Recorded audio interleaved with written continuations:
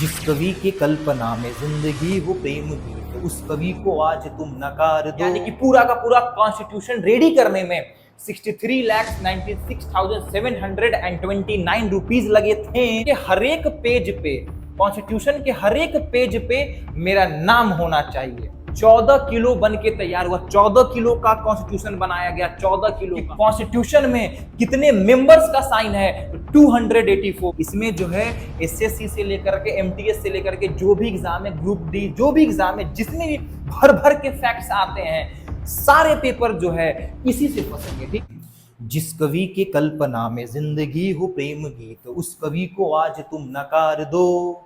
तो दोस्तों, आज हमारा मंजिल बैच का जो है वो क्लास 2 है, क्लास सेकंड है, क्लास दूसरा है। ठीक है, तो पहले हम लोग, अरे जब भाई पहले हम लोग देख लेते हैं कि पिछले क्लासेस में हम लोग क्या क्या डिस्कस किए थे। तो बिल्कुल हम लोग पॉलिटी शुरू किए थे, और पॉलिटी को इजी बनाना मेरा काम है, बिल्कुल मेरा काम है और मेरा काम है। और हम लोग ये भी देखे थे कि ये जो बैचेस है, ये जो बैच है वो किस किस एग्जामों के लिए बेनिफिशियल है। फिर हम लोग कल ये सब देख लिए थे, ये भी देखे, अरे बस हाँ यहां तक देख लिए थे। हम लोग देखे कि 13 दिसंबर 1940 कहा गया 1946 को पीटी नेहरू यानी कि जवाहरलाल नेहरू जो है, पंडित जवाहरलाल नेहरू ऑब्जेक्टिव रेजोल्यूशन को प्रेजेंट करते हैं, जो कि पास होता है 12 जनवरी 1947 को। ठीक है, और इसमें कुल मिलाकर के टोटल 8 पॉइंट थे। ठीक है, तो मान लो अगर एग्जाम में आया कि बताओ जरा ऑब्जेक्टिव रेजोल्यूशन कब पास हुआ था, याद रहे पास हुआ था 22 जनवरी 1947, 22 जनवरी 1947 को पास हुआ। प्रेजेंट कब हुआ? 13 दिसंबर। ठीक है, नो कंफ्यूजन, प्रेजेंट हुआ 13 दिसंबर, पास होता है 22 जनवरी। ठीक है, ऑब्जेक्टिव रेजोल्यूशन था क्या? तो प्रियम्बल का पुराना भाई है ना, प्रियम्बल का पुराना भाई कह लो, वही था हमारा ऑब्जेक्टिव रेजोल्यूशन। और इस क्लास में हम लोग को सीखना है committees of constitutional assembly. Committees, अब बात यह है कि सर ये कमिटी कहां गया। कमिटीज क्या होता है ना, बात यह है कि कमिटीज क्या होता है। तो कमिटी के बारे में अगर हम लोग बात करें, कमिटीज के बारे में अगर हम लोग बात करें तो कमिटी मतलब क्या होता है? देखो सुनो,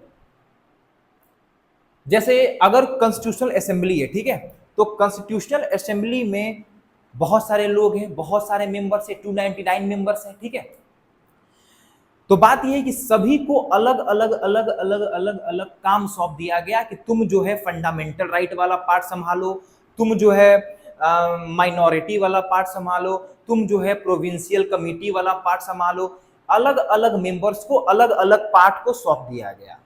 ठीक है, कि तुम ये बनाओ, ये बनाओ। ठीक है, ये टॉपिक तुम बनाओगे, ये टॉपिक पे तुम रिसर्च करोगे, तुम बनाओगे। तो इस तरीके से अलग अलग पार्ट को क्या कर दिया गया? बांट दिया गया। ठीक है, तो वही होता है कमिटी। तो अगर हम लोग बात करें कमिटीज के बारे में, कमिटीज ऑफ कॉन्स्टिट्यूशनल असेंबली, देखो क्लास में ही याद करना है। ठीक है, क्लास में ही याद करना है। आ जाओ, कमिटीज ऑफ कॉन्स्टिट्यूशनल असेंबली। ठीक है, कमिटीज ऑफ कॉन्स्टिट्यूशनल असेंबली। अब बिल्कुल हम लोग पढ़ाई को प्रारंभ करते हैं, यानी शुरू करते हैं, यानी स्टार्ट करते हैं। ठीक है, तो कौन कौन सा कमिटी था सर? तो सबसे पहला कमिटी था कौन सा? सबसे पहला था ड्राफ्टिंग कमिटी। सबसे पहले हम लोग पढ़ेंगे ड्राफ्टिंग कमिटी के बारे में। किसके बारे में पढ़ेंगे हम लोग? ड्राफ्टिंग कमिटी के बारे में। तो अगर बात करें ड्राफ्टिंग कमिटी, तो सर आप पहले ये बताइए इसका फॉर्मेशन कब हुआ? तो ड्राफ्टिंग कमिटी का फॉर्मेशन होता है 29 अगस्त 1947। कम ऑन, 29 अगस्त यानी 29 अगस्त 1947 को इसका फॉर्मेशन होता है। ड्राफ्टिंग कमिटी का फॉर्मेशन कब होता है? वेरी नाइस, 29 अगस्त 1947 को जो है इसका क्या होता है? फॉर्मेशन होता है। उसके बाद हम लोग देखते हैं कि 30 अगस्त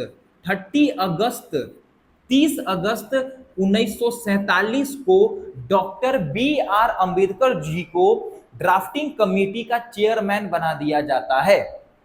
ठीक है, 30 अगस्त 1947 को हम लोग देखते हैं कि डॉक्टर बी आर अंबेडकर, सीधा लिखते हैं डॉक्टर, ठीक है, डॉक्टर बी आर अंबेडकर,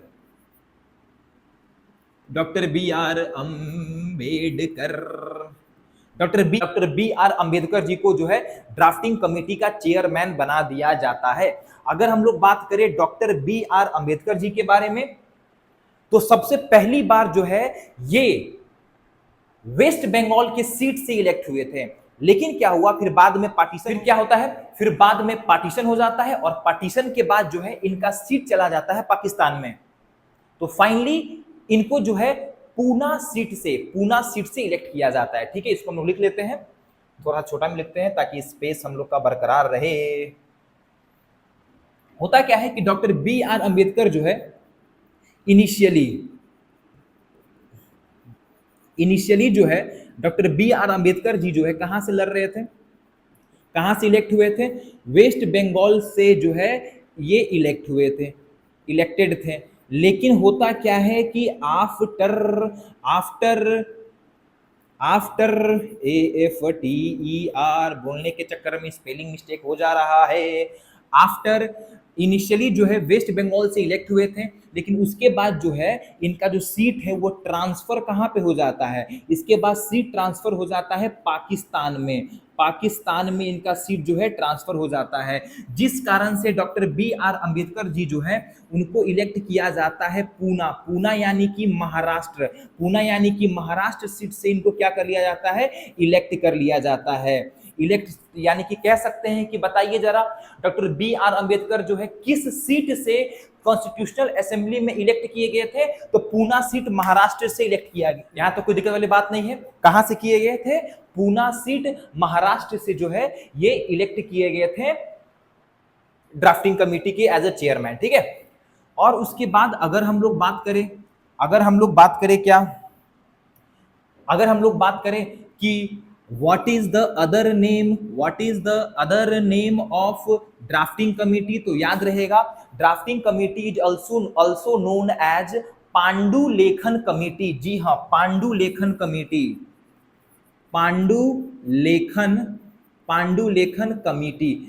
ठीक है, अगर हम ये पूछें बताओ which committee is also known as पांडुलेखन कमिटी, तो drafting committee is also known as पांडुलेखन committee. Drafting committee is also known as पांडुलेखन कमिटी।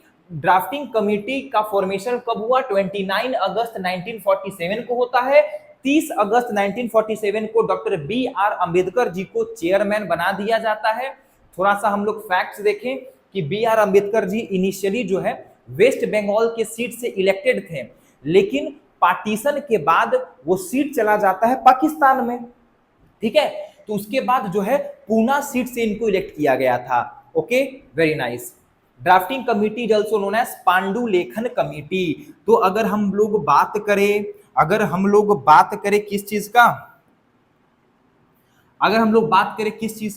कि कौन कौन जो है अदर मेंबर्स थे, अदर मेंबर्स के बारे में अगर हम लोग बात करें अदर मेंबर्स के बारे में, तो सबसे पहले ड्राफ्टिंग कमेटी के अदर मेंबर्स के बारे में हम लोग अगर बात करें तो थे एन गोपाल स्वामी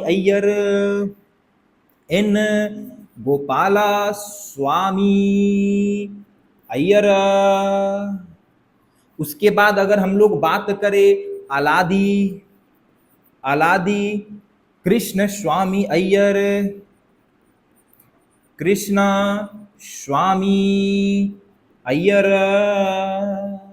उसके बाद अगर हम लोग बात करें डॉक्टर के एम मुंशी, याद रहे के एम मुंशी का मतलब होता है कन्हैया लाल मणिक लाल मुंशी। ठीक है, यहाँ पे नोट कर लेना, कन्हैया लाल मणिक लाल मुंशी, डॉक्टर के एम मुंशी। ठीक है, उसके बाद अगर हम लोग बात करें और कौन थे इसमें, और कौन थे, यस सैयद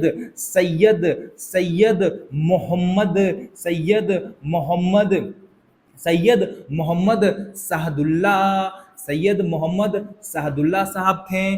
और अगर बात करें और कौन थे इसमें, तो हम लोग जानते हैं पहले थे बीएल मित्तर, ठीक है, बीएल मित्तर, लेकिन किसी कारणवश जो है ये कॉन्स्टिट्यूशनल असेंबली से रिजाइन दे देते हैं, हट जाते हैं, और इनके जगह पे जो है कौन आते हैं, इनके जगह पे आते हैं एन माधव राव।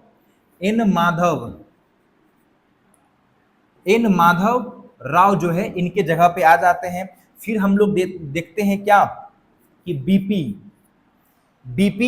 बीएल मित्तर जो है, बीएल मित्तर के जगह पे आते हैं एन माधव राव, और बीपी खैतन के जगह पे कौन आते हैं, तो बीपी खैतन के जगह पे तुम्हारा आ जाते हैं टीटी कृष्णामचारी, ठीक है ना। तो अगर क्वेश्चन ये आया कि बताओ which committee is also known as पांडु लेखन कमेटी, तो याद रहेगा हम लोग को ड्राफ्टिंग कमेटी। ड्राफ्टिंग कमेटी जो है कब बना था, 29 अगस्त 1947 को बना था। 30 अगस्त 1947 को डॉक्टर बी आर अम्बेडकर साहब को बनाया गया था चेयरमैन। तो अगर क्वेश्चन ये आया कि बताओ ड्राफ्टिंग कमेटी के चेयरमैन कौन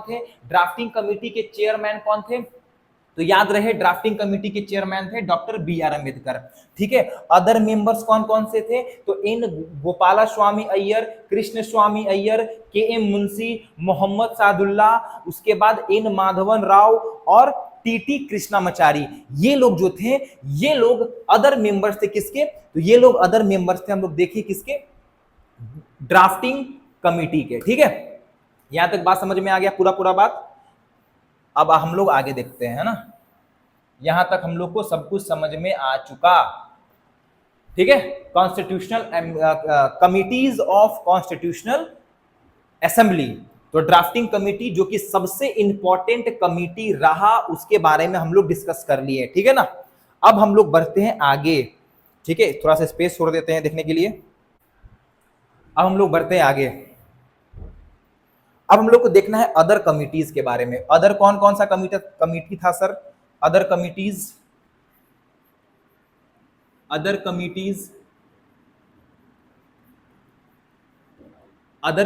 के बारे में अगर हम लोग बात करें तो इसको याद कैसे करना है, देखो ध्यान से याद कैसे करना है। तो ये बताओ पहले प्रेसिडेंट कौन थे भारत के, जी हाँ डॉक्टर राजेंद्र प्रसाद। तो ऐसे लिखना है डॉक्टर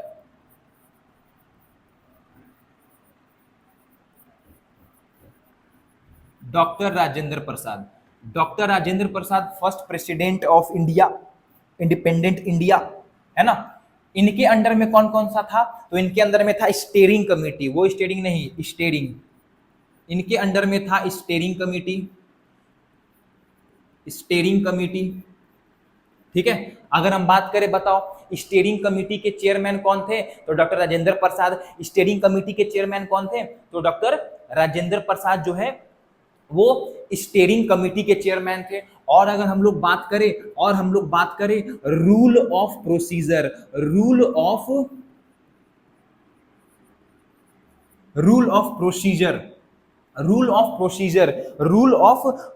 कमेटी के चेयरमैन कौन थे, तो रूल ऑफ प्रोसीजर कमेटी के चेयरमैन थे doctor Rajendra Prasad. Rule of procedure committee के चेयरमैन कौन थे, doctor Rajendra Prasad.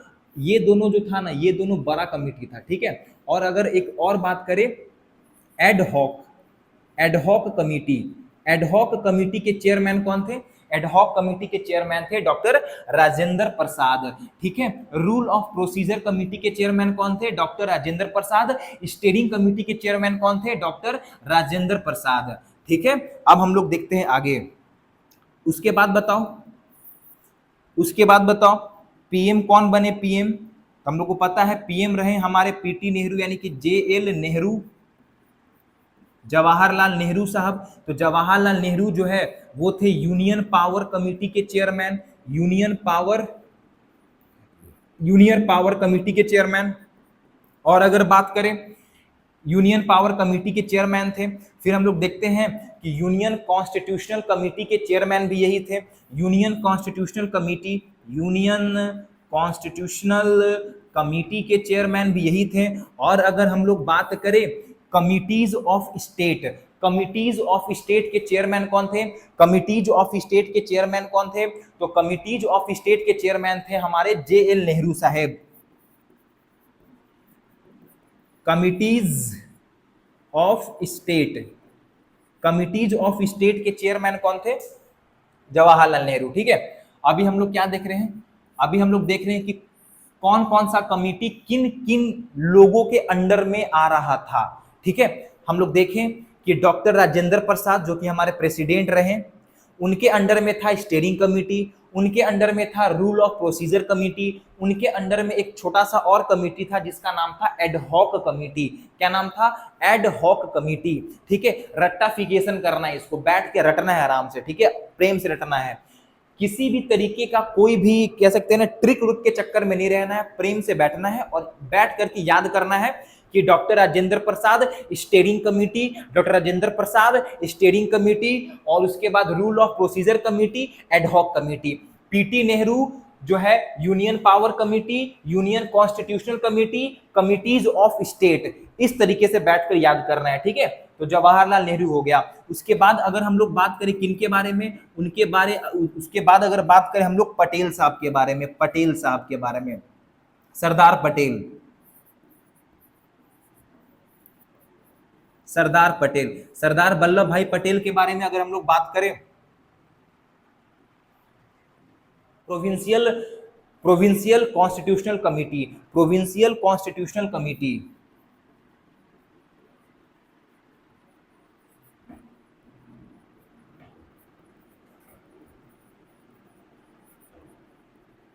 Provincial constitutional committee के चेयरमैन ये रहे। और अगर हम लोग बात करें fundamental right, fundamental rights, fundamental rights, fundamental rights, minorities and advisory committee, fundamental right and minority advisory committee के चेयरमैन कौन थे?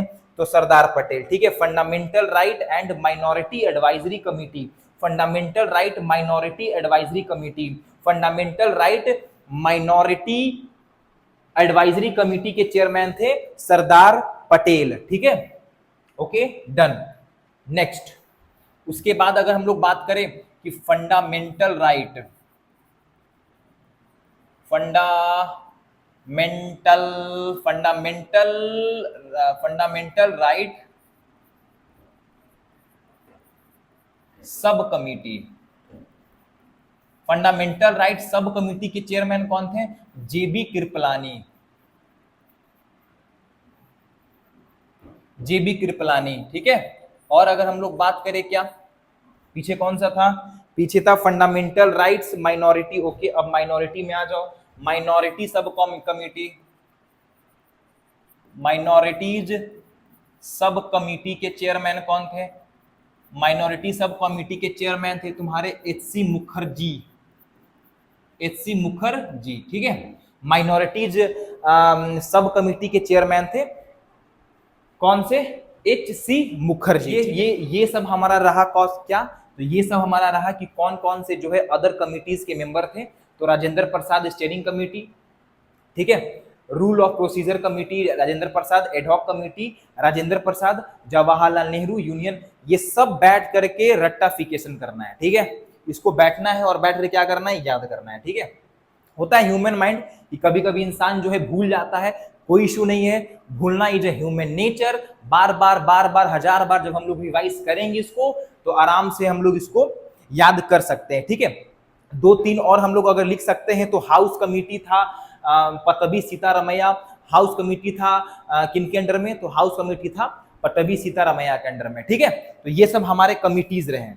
डन, ये सब हमारे कमिटीज रहे। एक बार आप लोग देख लें ये कमिटीज, ड्राफ्टिंग कमिटी। उसके बाद हम लोग देखें क्या other committees? Doctor Rajendra Prasad, Jawaharlal Nehru, Sardar Patel. Fundamental right में जेबी कृपलानी। और उसके बाद अगर हम लोग बात करें क्या, तो ये सब कमिटी हम लोग का बन गया है ना, ये सब कमिटीज हम लोग का बन चुका है, ये सब कमिटीज हम लोग का क्या हो चुका है? बन चुका है। और उसके बाद देखते हैं कि सारे लोग जो है एक साथ बैठते हैं और बैठ करके अपने अपने काम में फोकस करते हैं और सब मिल करके जो है, सब मिल करके पहला ड्राफ्ट रेडी करते हैं कॉन्स्टिट्यूशन का, फर्स्ट ड्राफ्ट। फर्स्ट ड्राफ्ट जो है कब प्रेजेंट किया गया, तो हम लोग को पता है सर कि फर्स्ट ड्राफ्ट जो है 21 फरवरी जो है 1948 यानी कि 1948 को फर्स्ट ड्राफ्ट कॉन्स्टिट्यूशन का तैयार किया गया।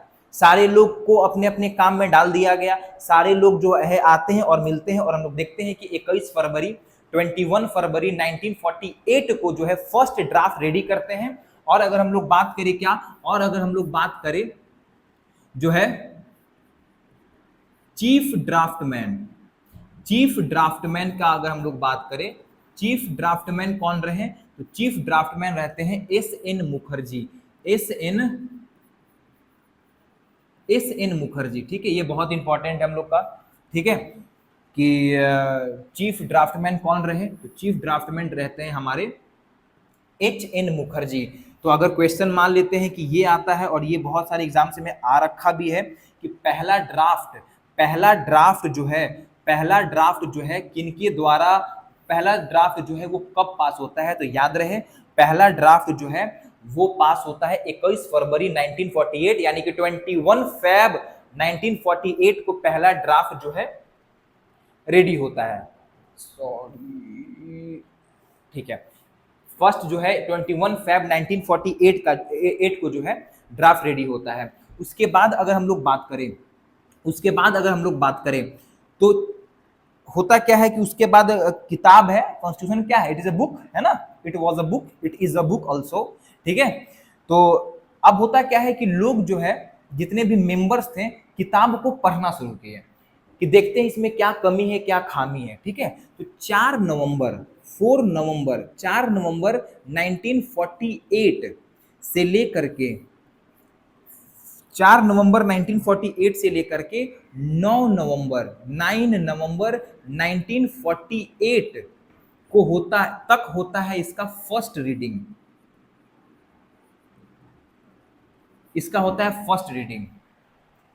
ठीक है। और उसके बाद हम लोग देखते हैं कि पहला रीडिंग के बाद होगा दूसरा रीडिंग, और दूसरा रीडिंग होता है क्या, कब, 15 नवंबर 1948 से लेकर के, और ये जो है सेकेंड रीडिंग जो है सबसे लॉन्गेस्ट रीडिंग होता है इंडियन कॉन्स्टिट्यूशन का, ठीक है। सेकेंड रीडिंग जो है वो सबसे लॉन्गेस्ट रीडिंग, तो सेकेंड रीडिंग जो है 15 नवंबर 1948 से लेकर के आपका होता है 17 अक्टूबर 1948 तक, ठीक है। लॉन्गेस्ट रीडिंग रहा, इसको हम लोग कह सकते हैं लॉन्गेस्ट रीडिंग। सबसे लॉन्गेस्ट रीडिंग क्या रहा, कौन सा रहा, तो हम लोग देखते हैं कि 15 नवंबर 1948 से लेकर के आपका 17 अक्टूबर 15 नवंबर 1948 से लेकर के 17 अक्टूबर 1949 न होगा यहाँ पे 1949 तक जो है सेकेंड रीडिंग होता है, जो कि सबसे लॉन्गेस्ट रीडिंग रहता है। और फिर लास्ट में हम लोग देखते हैं क्या कि 14 नवंबर, फिर हम लोग क्या देखते हैं, फिर हम लोग देखते हैं कि 14 नवंबर से लेकर के 14 नवंबर 1949 याद रहे, ठीक है, 1949 थोड़ा सा ये सब है इसमें हम लोग को ध्यान रहे, 1949 से लेकर के 14 नवंबर 1949 से लेकर के 26 नवंबर, इंपॉर्टेंट डेट 26 नवंबर 1949 है ना, 26 नवंबर 1949 तक जो है इसका लास्ट रीडिंग चलता है। और ये जो है इसका लास्ट रीडिंग चलता है 26 नवंबर 1949 लास्ट रीडिंग चलता है। ये था थर्ड और लास्ट रीडिंग था, जो कि क्या था, लास्ट रीडिंग था। और इसी में जो है 26 नवंबर 1949 को हमारे कॉन्स्टिट्यूशन को क्या कर लिया गया, एडॉप्ट कर लिया गया और इनैक्ट कर लिया गया। ये जो वर्ड है ये काफी एग्जाम्स में आए हुए हैं, ठीक है। ये हमारे इंडियन कॉन्स्टिट्यूशन को एडॉप्ट और इनएक्ट है ना, इनएक्ट, एडॉप्ट और इनएक्ट, एडॉप्ट प्लस इनएक्ट, ठीक है ना। एडॉप्ट और इनएक्ट कब किया गया, 26 नवंबर 1949, ठीक है। जैसे है ना प्रीएम्बल में लिखा हुआ है, एडॉप्ट, इनैक्ट और गिव टू आवर सेल्फ, कब, 26 नवंबर 1949, 26 नवंबर 1949 एडॉप्ट कर लिया गया और इनेक्ट कर लिया गया हमारे कॉन्स्टिट्यूशन को, ठीक है। लेकिन अगर हम लोग बात करें डेट ऑफ कमेंसमेंट कब रहा, डेट ऑफ कमेंसमेंट तो ऑफ कोर्स 26 जनवरी 1950, यानी कि पूरी तरीके से जो है लागू कब होता है, पूरी तरीके से जो है भारत का प्रशासन जो है, भारत का जितना भी चीज है वो एक किताब यानी कि हमारे कॉन्स्टिट्यूशन के अंडर काम करेगा। कब होता है ये चीज? 26 जनवरी 1950 से ये होता है, ठीक है ना। लेकिन यहाँ पे ये क्वेश्चन काफी ज्यादा इंपॉर्टेंट है कि बताओ हमारे कॉन्स्टिट्यूशन को एडॉप्ट और इनेक्ट कब किया गया। तो हमारे कॉन्स्टिट्यूशन को एडॉप्ट और इनेक्ट किया गया है 26 नवंबर 1949 को। यहां तक बात समझ में आ गया। ये सब कुछ रीडिंग था, रीडिंग ऑफ कॉन्स्टिट्यूशन, और सबसे लॉन्गेस्ट रीडिंग 15 नवंबर 1948 है ना। 1948 यहां से खत्म हो रहा है, 9 नवंबर 1948 यहां पे खत्म हो रहा है, तो फिर 15 नवंबर शुरू होता है और 1949 तक जो है सेकंड जो है रीडिंग चलता है और सबसे लॉन्गेस्ट रीडिंग रहा हमारे इंडियन कॉन्स्टिट्यूशन का। डन। उसके बाद हम लोग क्या देखते हैं, उसके बाद हम लोग क्या देखते हैं कि 24 जनवरी 1950 को होता है कॉन्स्टिट्यूशनल असेंबली का लास्ट मीटिंग या फिर लास्ट सिटिंग बोल लो, लास्ट मीटिंग बोल लो। कॉन्स्टिट्यूशनल असेंबली का लास्ट सिटिंग कब होता है? तो 24 जनवरी 1950 को होता है, ठीक है। और इस दिन जो है नेशनल एंथम जो है इसको एडॉप्ट किया गया, नेशनल एंथम एडॉप्ट किया गया। और अगर हम लोग बात करें नेशनल सॉन्ग एडॉप्ट किया गया, वहीं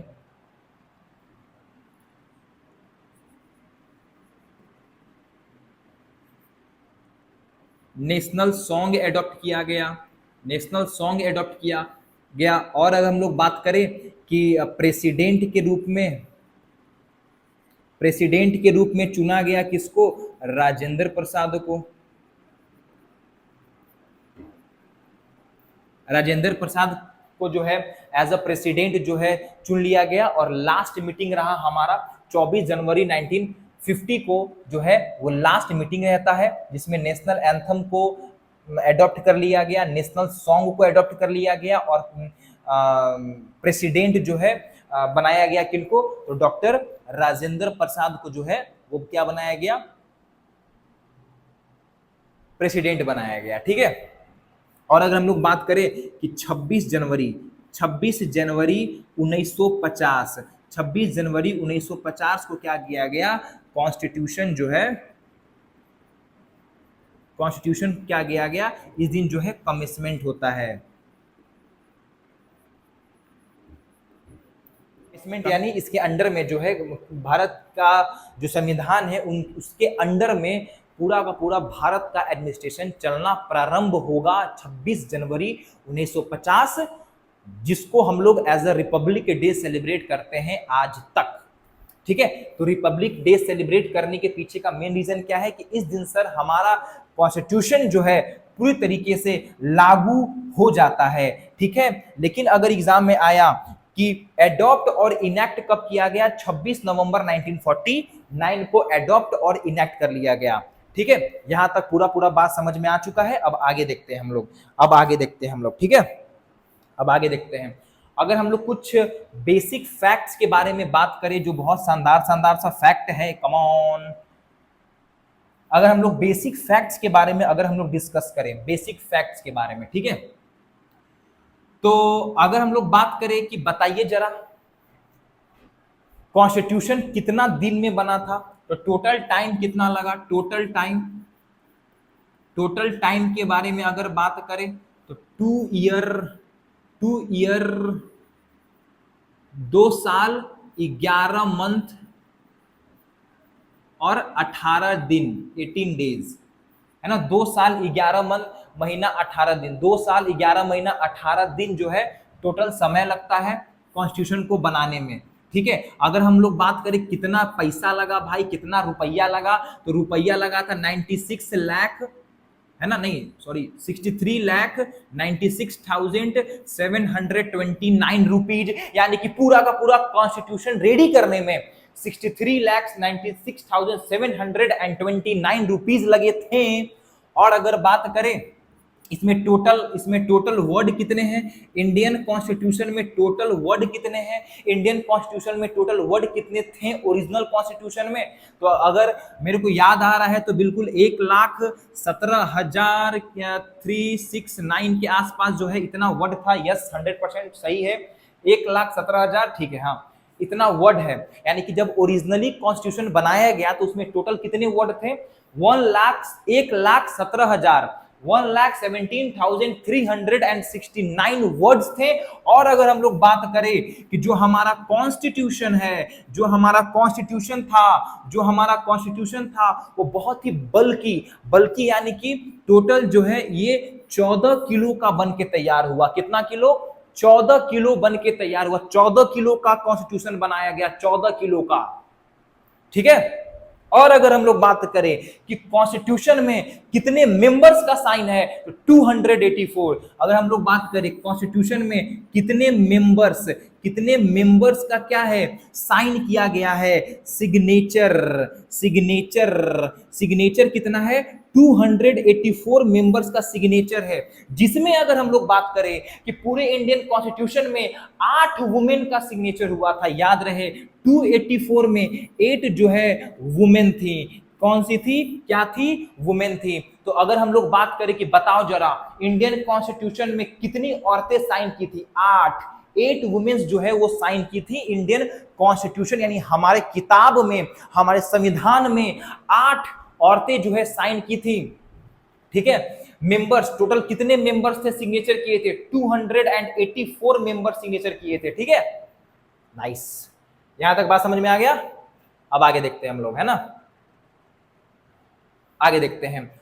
अब अगर हम लोग बात करें और क्या चीज, और अगर हम लोग बात करें थोड़ा सा और हम लोग देखते हैं आगे, है ना।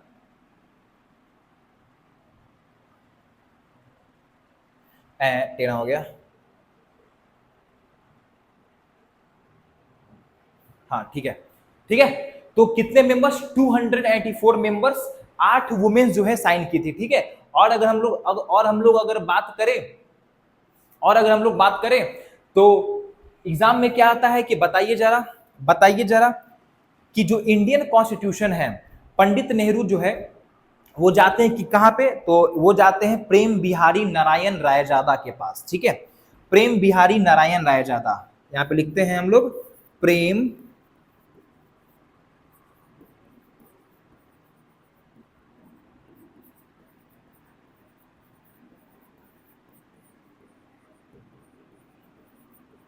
रायजादा, प्रेम बिहारी नारायण रायजादा के पास जाते हैं और बोलते हैं कि चलिए साहब आपको जो है कॉन्स्टिट्यूशन हाथ से लिखना है। अब बात ये कि हाथ से क्यों लिखना है, तो प्रेम बिहारी नारायण रायजादा ये जो है ना, ये उस टाइम के बहुत शानदार जो है इनका कैलीग्राफी हुआ करता था, ठीक है। प्रेम बिहारी नारायण रायजादा का जो है कैलीग्राफी स्किल तो एकदम ऑसम लेवल का था, ठीक है।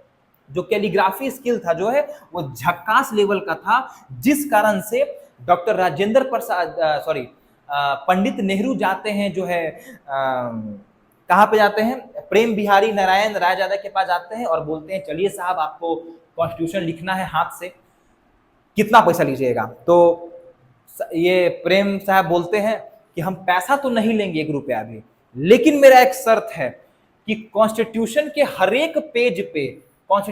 हर एक पेज पे मेरा नाम होना चाहिए। तब पंडित नेहरू बोलते हैं ऐसे कैसे, ये तो पॉसिबल नहीं, आप पैसा ले लीजिए, ये तो पॉसिबल नहीं है। लेकिन बाद में जो है सरदार पटेल, राजेंद्र प्रसाद पंडित नेहरू को समझाते हैं कि अरे ये नहीं मानेंगे, ठीक है ना, इनका बात मान लो। तब फिर हम लोग अभी गूगल करना है, ठीक है, और देखना है यहाँ पे जो है PREM, यहाँ पे कॉन्स्टिट्यूशन के हर एक पेज में प्रेम प्रेम प्रेम प्रेम नाम लिखा हुआ मिलेगा। तो अगर पूछेगा बताओ हैंड रिटेन यानी कि कॉन्स्टिट्यूशन को हाथ से किसने लिखा, इंडियन कॉन्स्टिट्यूशन को हाथ से किसने लिखा, hand written copy, hand written copy, hand written copy, constitution का हैंड रिटेन कॉपी जो है, हैंड रिटेन कॉपी जो है किसके द्वारा लिखा गया, तो प्रेम बिहारी नारायण रायजादा के द्वारा जो है हैंड रिटेन जो है कॉपी लिखा गया है ना।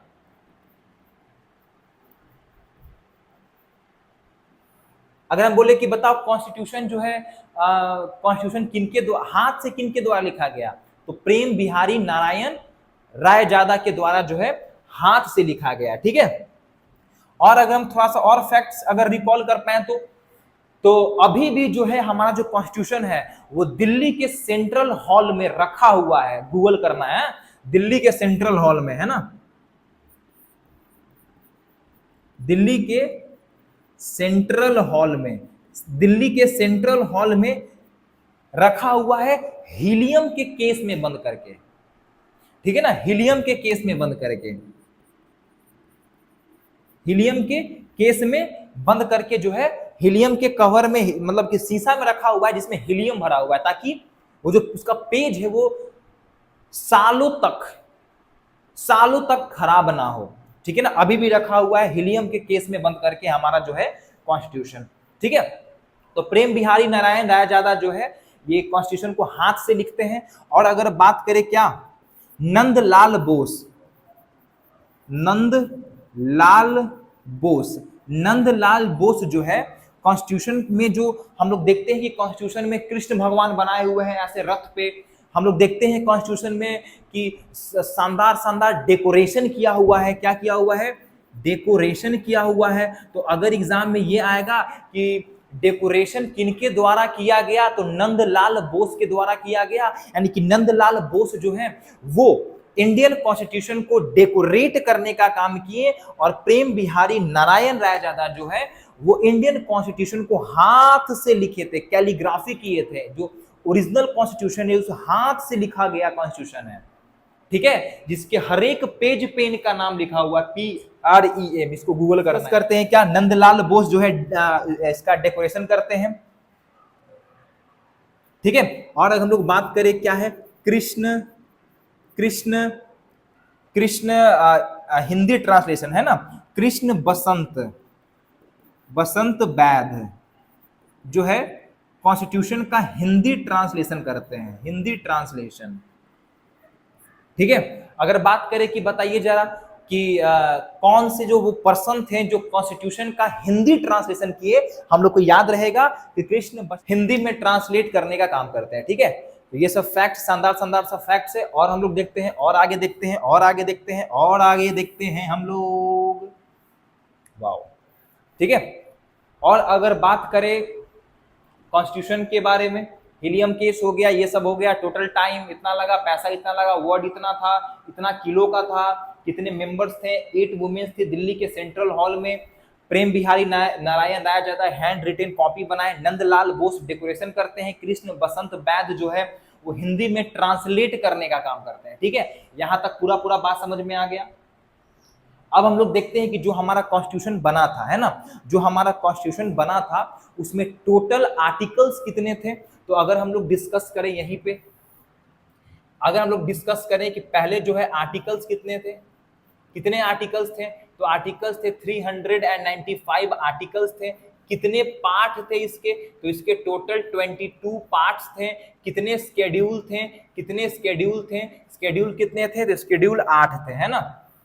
अगर बात करें अभी कितने पार्ट्स हैं, तो अभी जो है टोटल 25 पार्ट्स हैं। शेड्यूल कितने हैं, तो शेड्यूल अभी हम लोग देखते हैं कि शेड्यूल का मात्रा जो है बढ़ करके 12 हो गया है, जिसमें हम लोग पढ़ेंगे, एक ट्रिक पढ़ेंगे, टीयर्स ऑफ ओल्ड PM, जिसको एक बार में जो है हम लोग पूरा शेड्यूल्स को पढ़ लेंगे, ठीक है ना।